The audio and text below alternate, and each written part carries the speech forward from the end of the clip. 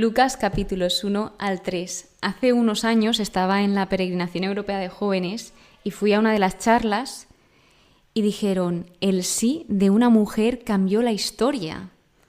Y esa mujer es María, cosa que nunca la había visto de esta manera, el que gracias a el sí de María, a aquello que Dios le pedía o aquello que Dios le encomendaba, marcó ese antes y después en la historia.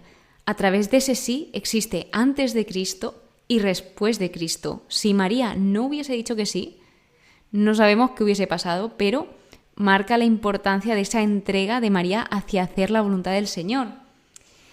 Y en estos 3 capítulos que abordaremos, pues primeramente se ve un gran paralelismo entre Juan el Bautista y Jesús. Luego se ve cómo el ángel del Señor anuncia buenas noticias a, por ejemplo, en este caso a Zacarías y a María. Cómo las cosas imposibles para los hombres se convierten en posibles para Dios y que nos deja claro que no hay imposibles para Dios. Luego también trata el Espíritu Santo, nos recuerda y se observa cómo las profecías se van cumpliendo y que los tiempos y la forma de amar o actuar del Señor son muy diferentes a las humanas. Nosotros pensamos que tal vez este sea el tiempo perfecto para hacer X cosa y luego vemos que no se da, pero Dios siempre sabe más. Hay algo que destacaría de estos 3 episodios y es el conservar las cosas en nuestro interior, como lo hacía María. Que María, aquello que veía, en lugar de ir pregonando o en lugar de ir comentando sus pensamientos, ella se lo guardaba todo en su interior y ahí lo meditaba. La preparación, el qué importante es prepararse para aquello que viene. En este caso, Juan el Bautista fue quien preparó el camino al Señor. Se ve la importancia de la oración en este Evangelio según San Lucas, porque vemos en varias ocasiones a Jesús orando y, como comentaba de María, esa confianza en el Señor, esa confianza en el plan de Dios. En estos 3 capítulos son 3 capítulos muy intensos, porque fijaos, 3 capítulos, pues en estos 3 capítulos se encuentran el Ave María, oraciones muy típicas, Ave María, el Rosario, en la oración del Rosario, pues se encuentran generalmente todos los misterios gozosos, el Magnificat, el canto del Magnificat de María y el canto del Benedictus de Zacarías. O sea, es que imaginaos todo lo que se viene en estos 3 capítulos que decía, ¿cómo voy a poder grabar todo esto y comprimirlo en poco tiempo? Es que es difícil, pero allá vamos. Pero primero vamos a presentar un poco a Lucas. ¿Quién es Lucas? Lucas fue un convertido del mundo gentil. Los gentiles eran aquellos que no eran judíos. Entonces algo que lo hace muy especial es que es el único escritor del Nuevo Testamento que era gentil. Y fijaos las cosas que él abarca más o menos aproximadamente un 25% del Nuevo Testamento. Es, diría, de lo que más se ha escrito, o sea, el escritor que más ha escrito en el Nuevo Testamento, porque él tiene una obra de 2 volúmenes, que son este Evangelio, su Evangelio según San Lucas, escrito por él, y luego los Hechos de los Apóstoles. Sin embargo, están divididos, que Hechos de los Apóstoles viene después del Evangelio según San Juan, que es el siguiente que tenemos. Así que Lucas fue colaborador en los viajes de Pablo, era médico y se dice que se escribió este Evangelio sobre los años 80 y 90 después de Cristo en Grecia. A destacar, como comentaba, hay muchísimo paralelismo entre Juan el Bautista, que es el último profeta del Antiguo Testamento, y Jesús. Luego, en la persona de Jesús se da esa transición del Antiguo Testamento al Nuevo Testamento y se alcanza la plenitud del proyecto de Dios.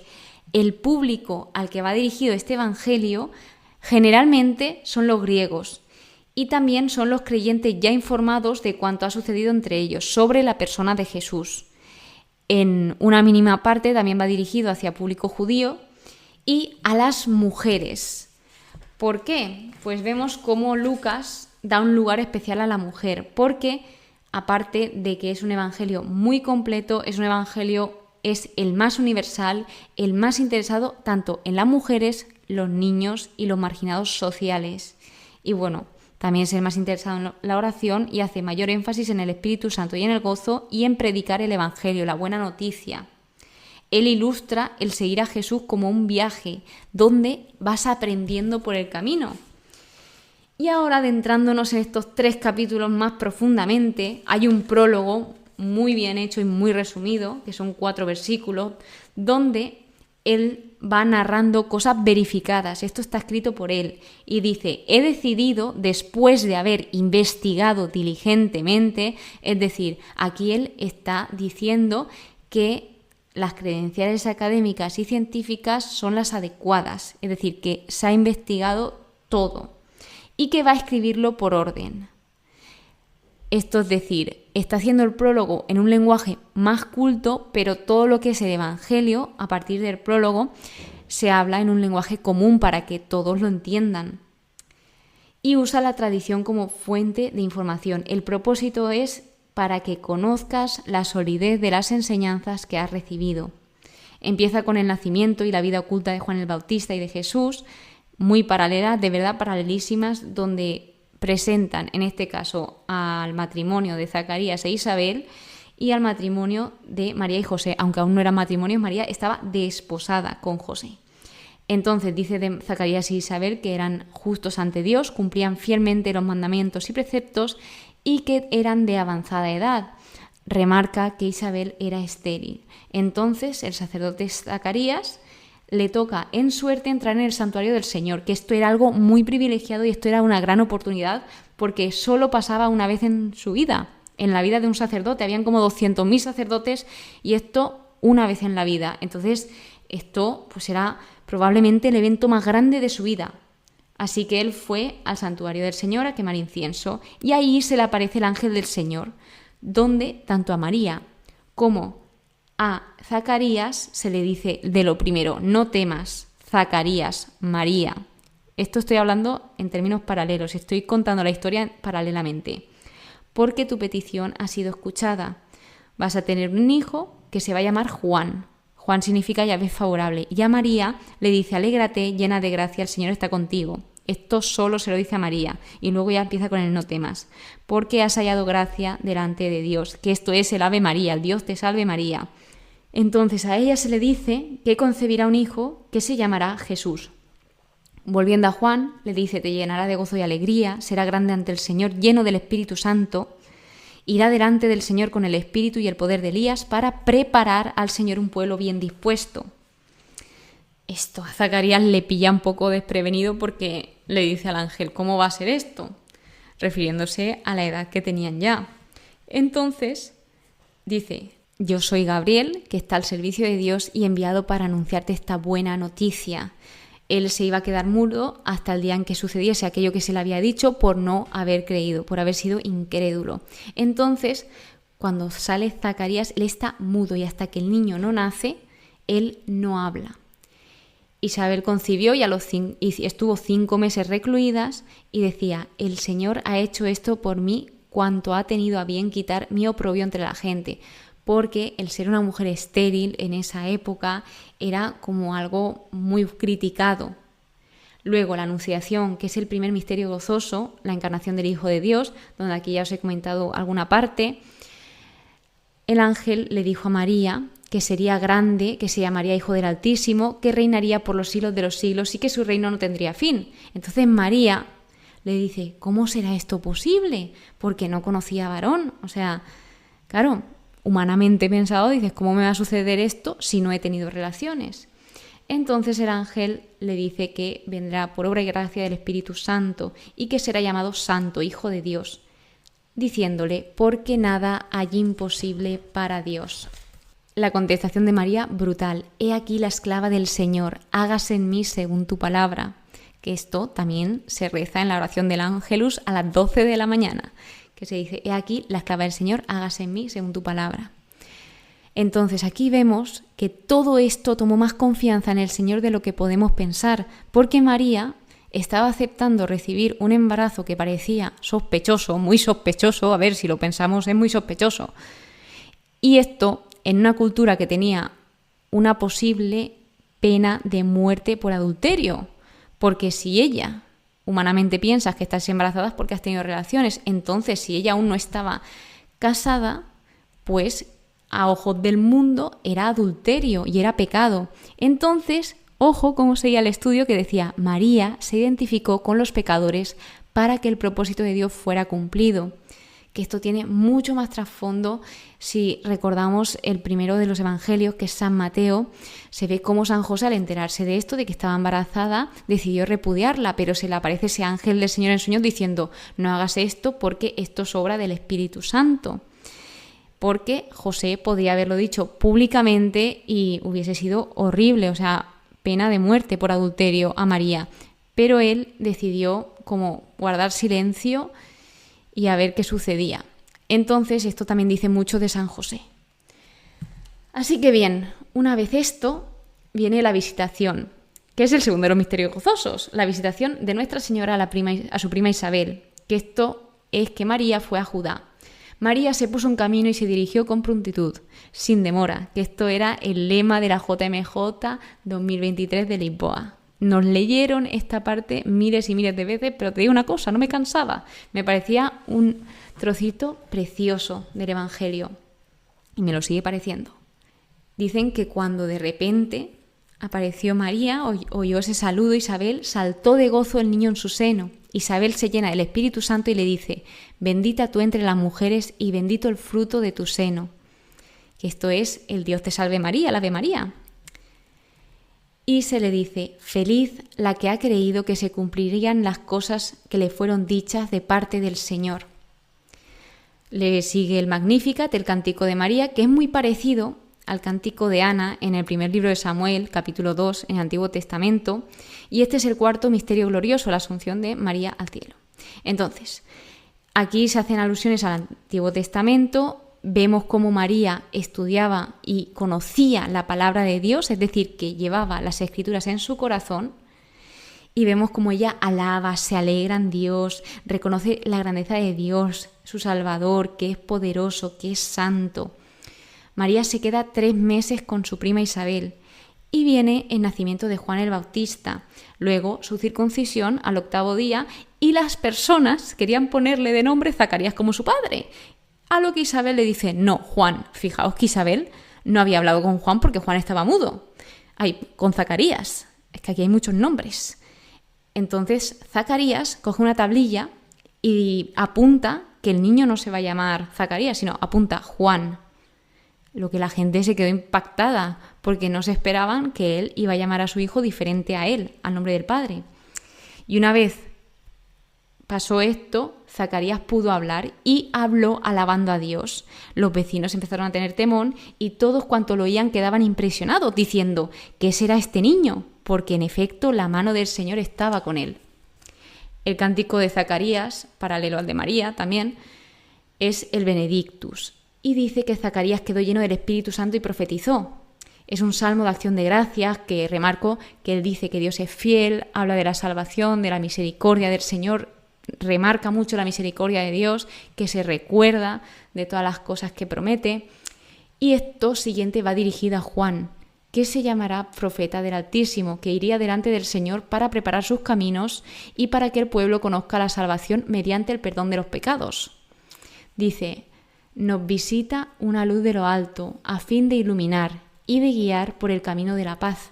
La vida oculta de Juan el Bautista nos dice el versículo 80. Los versículos de Lucas son muy largos, es decir, no es que sean largos, sino es que tiene gran cantidad de versículos en cada capítulo. Crecía y su espíritu se fortalecía, vivió en lugares inhóspitos hasta el día de su manifestación a Israel. El capítulo 2 empieza con el nacimiento de Jesús y visita a los pastores. Tercer misterio gozoso, el nacimiento del Hijo de Dios en el portal de Belén, donde empieza con un edicto de César Augusto donde debían de empadronarse. Aquí hago un pequeño parón, y es que la historia del nacimiento de Jesús comenzó durante el reinado de uno de los hombres más notables de la historia antigua, César Augusto. Así que emprendió José un viaje de Nazaret hacia Belén, aproximadamente 128 kilómetros. Es más que el camino francés, o sea, las últimas etapas del camino francés, del camino Santiago, que hice yo creo que 114 o así. Pues imaginaos que no está muy claro si María fue con él, yo diría que sí. O sea, es algo que me ha dejado un poco confusa en el estudio. Pero aquí ya habla como José y María de esposos. Entonces María estaba encinta y da luz a su primogénito en pañales, en un pesebre, Y esto vemos que puede que sea un parto solitario, que ella parió sola, porque todas las personas de su alrededor, si ellos dos, tanto María como José, estaban en peregrinaje, no estaban en Nazaret. Así que tiene pinta de parto solitario. Y dice que, claro, el dar a luz al Hijo de Dios fue un gran privilegio, pero también una gran responsabilidad, porque María seguramente fue la que más agonizó por el rechazo y sufrimiento de Jesús, de su hijo. Y aquí me acuerdo de cuando de pequeña representábamos el Belén, o sea, el Belén no, como la historia de nacimiento de Jesús, el nacimiento de Jesús, y me impactaba porque me acuerdo que en una parte del teatro hacían como que María y José iban llamando a las puertas y todos le decían que no, y a mí esto me quedaba como diciendo, pero ¿por qué? ¿Por qué? No hay ni una casa que le dejen entrar a María embarazada. Y no me cuadraba, decía, ¿por qué está sucediendo esto? Y esto pasa con muchos de los planes de Dios, de que te quedas, pero ¿cómo no puede haber en este caso una casa encima para el Hijo de Dios? Pero Dios sabe mucho más y en todo lo que hace. Se les presenta el ángel del Señor a unos pastores, además de la gloria del Señor, envueltos en su luz, y les dice, no temáis. O sea, lo primero que dice siempre el ángel es, no temáis, os anuncio una gran alegría y os ha venido un Salvador, el Cristo Señor, y la señal es que verían en pañales en un pesebre a un niño. Después de esto dice que aparece el ejército celestial diciendo gloria a Dios en las alturas y en la tierra paz a los hombres en quienes Él se complace. Y esto es el gloria, que también se reza los días de precepto o los domingos, los días de fiesta en la iglesia. Cuando sucede todo esto de los pastores que llegan y ven que esto es real, que lo que Dios les ha dicho es real, claro, lo cuentan todo admirados, lo van compartiendo con todo lo que había sucedido. Y María dice que, por su parte, guardaba todas estas cosas y las meditaba en su interior. Llega la circuncisión de Jesús a los 8 días, le ponen por nombre Jesús, y este es el cuarto misterio gozoso, la presentación de Jesús en el templo, donde se consagraba el varón primogénito al Señor y se ofrecía un sacrificio, que podían ser o 2 tórtolas o 2 pichones. Y aquí aparece Simeón, que dice que es un hombre justo y piadoso, esperaba que Dios consolase a Israel, estaba en él el Espíritu Santo, y el Espíritu Santo le reveló que no vería la muerte antes de haber visto al Cristo Señor. Entonces él va al templo movido por el Espíritu, y cuando ve al niño lo coge en brazos, y una de las cosas que dice es, porque han visto mis ojos tu salvación. Todos los pueblos, o sea, todo habla de todos los pueblos, la salvación hacia todos los pueblos. O sea, Jesús no había venido solo a salvar a su pueblo, que era Israel, sino a todos los pueblos. Habla de luz, de gloria, que ha venido para iluminar gentes. María y José, estaban admirados de todo lo que se decía de Jesús. O sea, es que vosotros imaginaos que ellos dos entraban al templo y de repente Simeón diciendo todo esto, alabando a Dios. O sea, ¿quién era ese niño? Igual que se decía de Juan, ¿quién era este niño? Y una de las cosas que le dice Simeón a María es dura, ¿eh? Este está destinado para caída y elevación de muchos en Israel, y como signo de contradicción, a ti misma una espada te atravesará el alma, a fin de que queden al descubierto las intenciones de muchos corazones. O sea, lo de una espada te atravesará el alma, a mí cada vez que leo esto, se me pone fatal el cuerpo. Viene la profecía de Ana, que Ana era una profetisa de edad avanzada también. Ella estuvo casada en su juventud 7 años y a los 7 años se quedó viuda hasta los 84 años. Y es una mujer admirable porque dice, no se apartaba del templo, sirviendo a Dios noche y día con ayunos y oraciones. Ella mantenía una actitud brutal, o sea, a pesar de estar viuda tantísimos años, ella seguía sirviendo al Señor. Continúa diciendo que Jesús crecía y se fortalecía, se iba llenando de sabiduría y la gracia de Dios estaba sobre él. Jesús entre los doctores, que este es el quinto misterio gozoso, el niño Jesús perdido y hallado en el templo, donde Jesús tiene 12 años, se encuentran en Jerusalén, los tres, la familia, Jesús, María y José, se encuentran en Jerusalén en la fiesta de la Pascua, porque era típico ir ahí. Entonces, claro, de repente se pierde el niño. Y a los 3 días lo encuentran. Estaba en el templo cuando lo encontraron, sentado en medio de los maestros, escuchándoles y haciéndoles preguntas. A lo que Jesús les contesta a sus padres que por qué le buscaban. ¿No sabíais que yo debía estar en la casa de mi padre? Aquí vemos cómo él va dando información de esa identidad suya como hijo único de Dios. Sin embargo, ante estas preguntas, sus padres no comprendían la respuesta. Algo interesante es que en el judaísmo de ese día, un niño comenzaba a aprender el oficio de su padre alrededor de los 12 años, como Jesús mismo en este fragmento. Jesús cumplió esto al instruir a los maestros en el templo, porque el padre de Jesús era Dios. San José era su padre putativo. De nuevo repite, su madre conservaba cuidadosamente todas las cosas en su corazón. En el capítulo 3 se empieza la preparación del ministerio de Jesús con la predicación de Juan el Bautista, donde Lucas empieza dando un marco histórico real, como buen historiador que era. Entonces empieza con el año 15 del imperio de Tiberio César, habla de los procuradores, de los tetrarcas, del pontificado, o sea, de todo. Juan recibió en el desierto la palabra de Dios y él, en la región del Jordán, proclamaba un bautismo de conversión para el perdón de los pecados. Se cumple lo del profeta Isaías, lo que dijo el profeta Isaías, y él lo que decía es: dad frutos dignos de conversión. El verdadero arrepentimiento siempre dará fruto. Y el fruto fundamental de la vida cristiana, ¿cuál es? El amor, por supuesto que el amor. Habla de repartir, de compartir con los demás. Habla de que Juan bautiza con agua, sin embargo Jesús bautiza con el Espíritu Santo y él anunciaba la buena nueva. Continúa con la prisión de Juan el Bautista. Herodes mete en prisión a Juan el Bautista y viene el bautismo de Jesús, donde Jesús estaba en oración, el Espíritu Santo baja sobre él como paloma y dice: tú eres mi hijo, hoy te he engendrado. Y lo último que nos narra este capítulo es la genealogía de Jesús, que es que cuando él empieza su ministerio tenía unos 30 años, o sea, su vida pública tenía unos 30 años, y empieza desde José, su padre putativo, hasta Adán. Y cuando acaba con Adán dice: hijo de Dios. Y acaba con Adán para mostrar que Jesús pertenecía a toda la humanidad, no solo al pueblo judío. Y ojo, porque en el estudio he aprendido que decía: según las antiguas costumbres, las genealogías casi siempre se trazaban a través del padre y no la madre. Este fue un problema en la situación única de un nacimiento virginal. Lucas difiere en el relato de Mateo de David en adelante, pero ambos terminan sus genealogías con José. La mejor explicación para esto parece ser que Lucas siguió la línea de María, el linaje real de Jesús, mientras que Mateo siguió la línea de José. Sí que es verdad que el Evangelio según San Mateo empieza contando la historia desde el punto de vista de San José. Sin embargo, este Evangelio empieza desde el punto de vista de María. Así que dice: siguió la línea de José, su linaje legal por adopción.